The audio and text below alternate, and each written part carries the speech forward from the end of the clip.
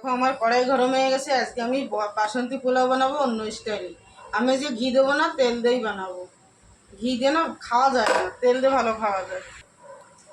তেজপাতা, ডালচিনি, আর এটা হচ্ছে জয়ত্রী পাল না কি বলে জানি না, গরম মশলা, বড় এলাচ, ছোট এলাচ, লবঙ্গ সব কিছু দিয়ে দিলাম।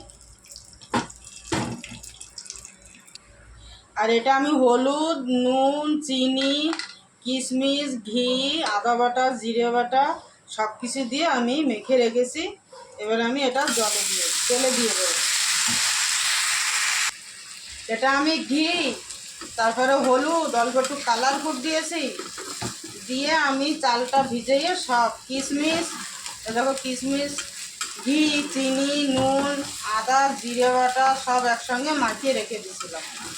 এখন আমি এটারে তেলে ভাজবো ভালো করে। আমি একটু না কেওড়া জল দেবো, এটা দেয় না, আজকে আমি দিয়ে ট্রাই করছি। অল্প একটু কেওড়া জল দেবো। দেখো চালটা আমার ভাজা হয়ে গেছে। এটা কিন্তু গোবিন্দভোগ চাল। এই দেখো, গোবিন্দভোগ চাল দিয়ে বানাবে তাহলে কিন্তু বাসন্তী পোলাওটা খুব সুন্দর হয়। এখন চালটা আমার ভাজা হয়ে গেছে, পড়ে যাচ্ছি। আমি জলটা গরম করে রেখে দিয়েছিলাম, জলটা দিয়ে দেবো।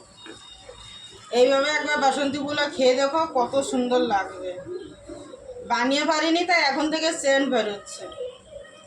আর বানানো হয়ে গেলে কী হবে না, পরিমাণ মতো জল দেবে।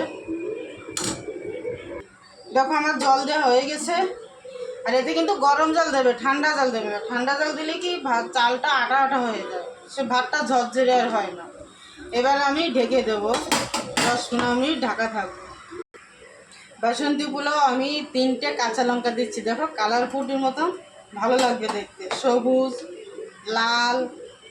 হ্যাঁ, আর দেখো বেশি সময় নেই, আরও হয়ে আসছে, আর একটু ঢাকা দিয়ে নিই।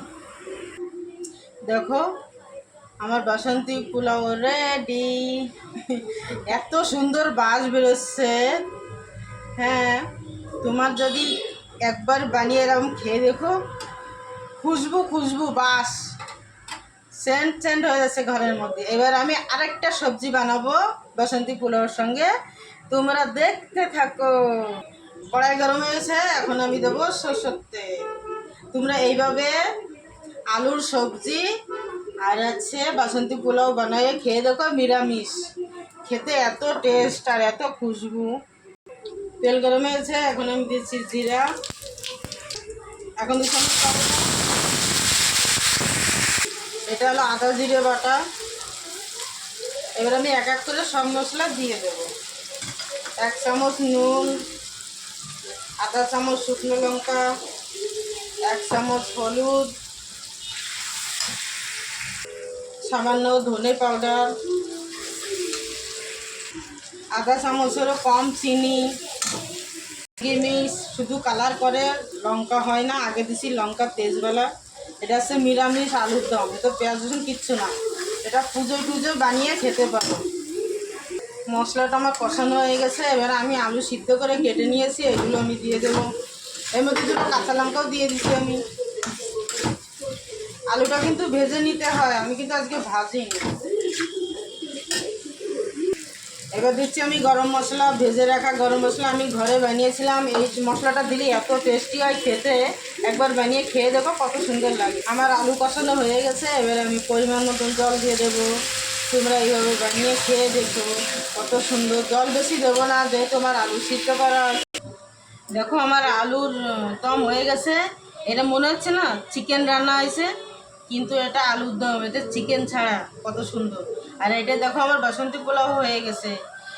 সবাই ইউটিউবে দেখলে সাবস্ক্রাইব করে দিও, ফলো করো। আর ফেসবুকে দেখলে ভিডিওটা ঠেলে দিও না, ভালো করে দেখো আর ফলো করো, লাইক করো, শেয়ার করো। বাই।